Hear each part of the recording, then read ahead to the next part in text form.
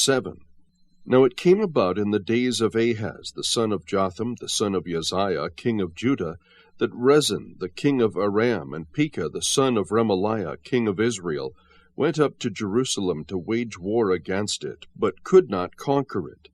When it was reported to the house of David, saying, The Arameans have camped in Ephraim, his heart and the hearts of his people shook as the trees of the forest shake with the wind.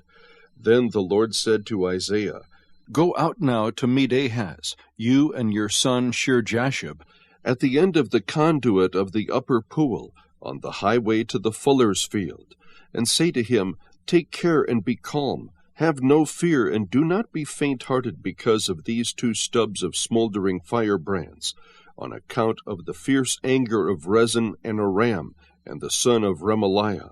Because Aram with Ephraim, and the son of Remaliah, has planned evil against you, saying, Let us go up against Judah and terrorize it, and make for ourselves a breach in its walls, and set up the son of Tabeel as king in the midst of it.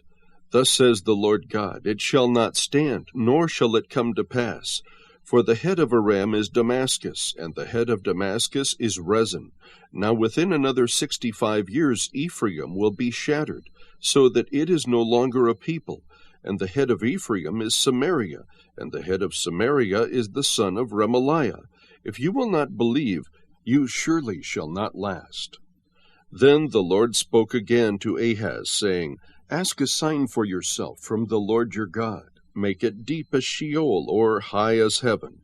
But Ahaz said, I will not ask, nor will I test the Lord. Then he said, Listen now, O house of David. Is it too slight a thing for you to try the patience of men, that you will try the patience of my God as well? Therefore the Lord himself will give you a sign. Behold, a virgin will be with child, and bear a son, and she will call his name Emmanuel. He will eat curds and honey at the time he knows enough to refuse evil and choose good.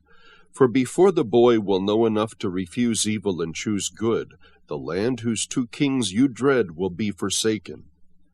The Lord will bring on you, on your people, and on your father's house, such days as have never come since the day that Ephraim separated from Judah, the king of Assyria.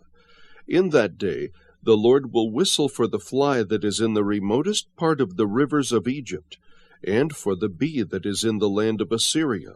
They will all come and settle on the steep ravines, on the ledges of the cliffs, on all the thorn bushes, and on all the watering places. In that day the Lord will shave with a razor hired from regions beyond the Euphrates, that is, with the king of Assyria, the head and the hair of the legs, and it will also remove the beard. Now in that day a man may keep alive a heifer and a pair of sheep, and because of the abundance of the milk produced he will eat curds, for every one that is left within the land will eat curds and honey.